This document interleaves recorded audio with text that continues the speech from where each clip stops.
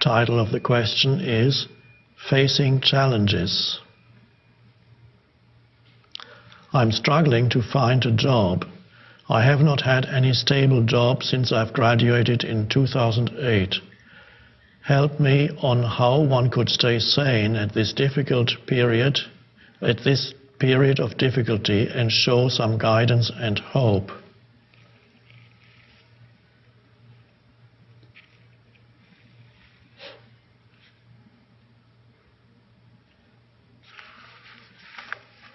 I can perhaps give you some guidance, but I can't give you any hope.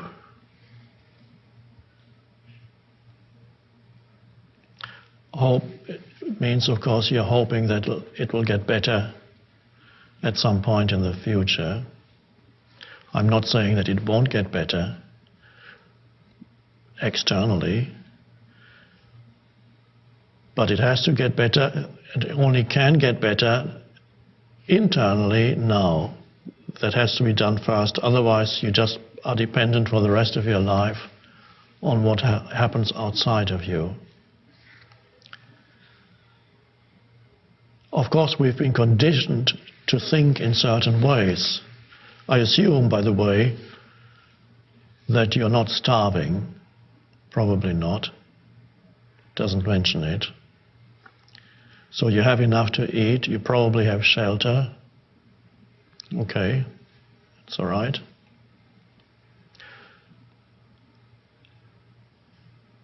And of course, the situation is as it is, but one is conditioned to look at it in a certain way, and in this case, to look at it as something entirely undesirable. And also, one begins to form a conceptual image of oneself as having failed or as failing. That can easily happen. And as the conceptual image of yourself as failing or having failed gets strengthened, you experience emotions that correspond to those mental images and thoughts.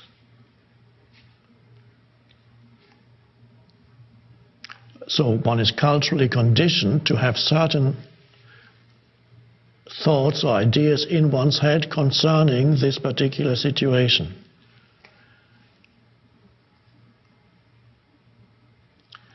In another way, if you were not trapped in those thought patterns, you could look upon your situation as an opportunity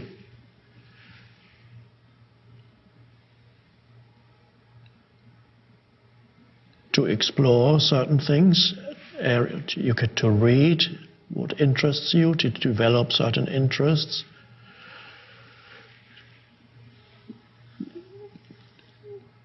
to meditate, to practice presence, perhaps to help people in some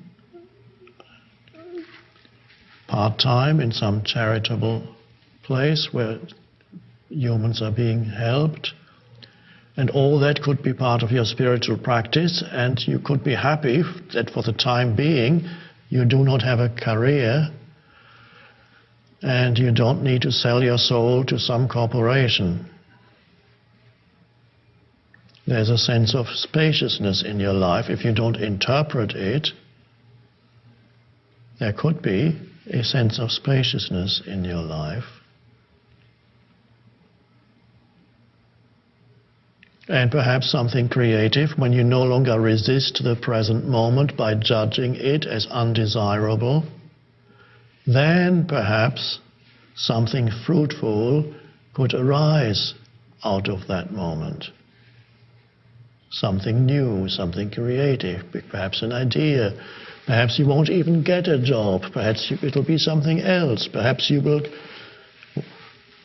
whatever these days, maybe you will create a website about this or that, or you will put something on YouTube and suddenly 500,000 people see it and you're catapulted to fame. The possibilities are endless. But they're only endless if you don't limit yourself by judging and resisting the present moment. That's a form of conditioning. And if you don't, then every moment you're actually free. Okay, you apply for jobs, and then the answer comes, sorry, apply again in a couple of years, or whatever they say. It's fine, and then you're present again, and there's all this aliveness around you every moment. And you're breathing, and you're moving. You can do anything with your time. Wonderful sense of freedom. Of course, a little bit of structure is good in a person's life, so you may have to give yourself some structure for your day, but it can be a structure that leaves openness within it. As I said, if you do voluntary work for some hours per week, give structure, pursue certain interests, suddenly something may absorb your interests and pursue that. Think creatively, there may be other possibilities in getting a job, or there may be certain jobs that you hadn't thought of, all kinds of, I can't mention all the possibilities. But it all comes down to not judging what is, and not to judge your situation as bad. People around you may do it, so you have to remove yourself from that collective mindset.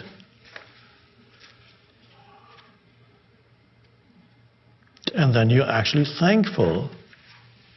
Thank you for giving me this freedom and prolonging the time period until I've finally become enslaved to some organization.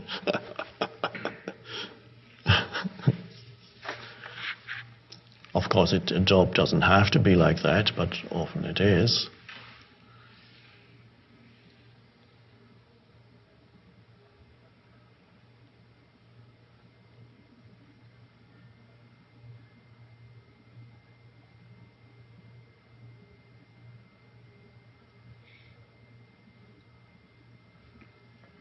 There were some years in my life when, well, many years when most of my life I didn't have a real job. And there were many years when I just lived on a minimum.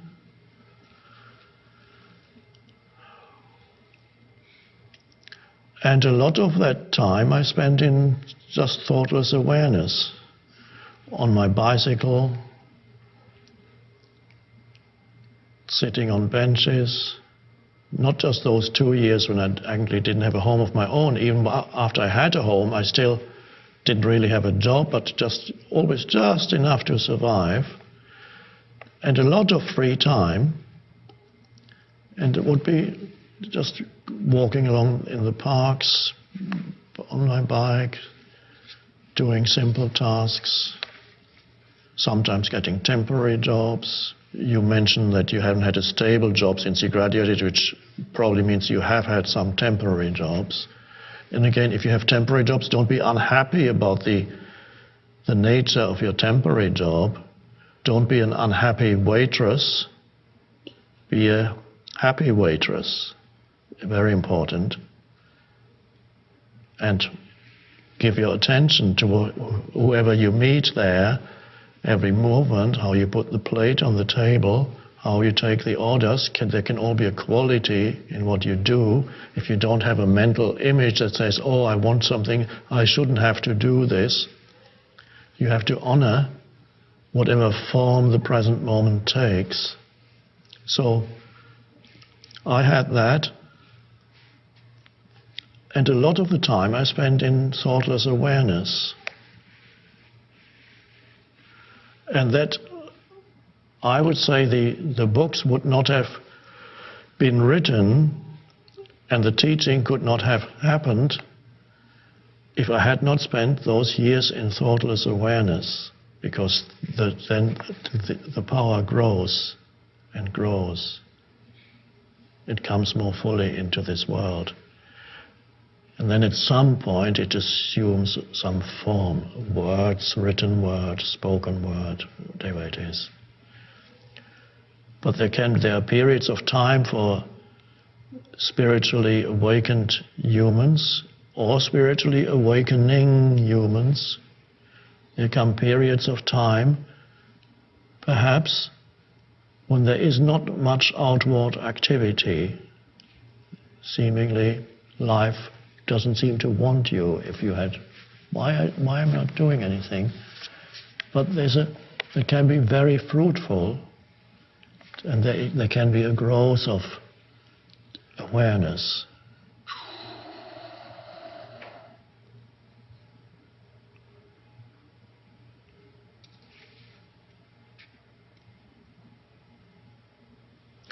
I applied for jobs at some point before that. I got rejected several times. I applied for a job teaching at a university. I applied for a job, incredible as it may seem, to work at a merchant bank, as they're called in England. They're like Goldman Sachs kind of bank in the city of London. I got rejected, of course, but I got an interview at least. They wanted to see me. Of course, I'm very happy now that I got rejected for all these jobs, because imagine all one's consciousness being absorbed by that. But at the time it might have looked great. Wow, I got a great job.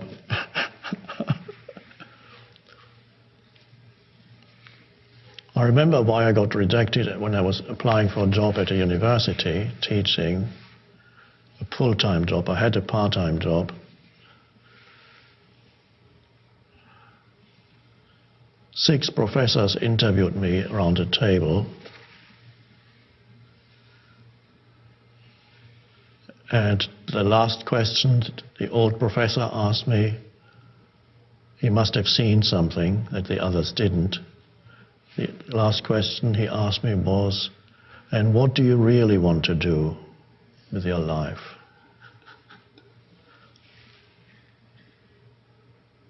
I can't remember what I answered, but the question seemed more important than the answer.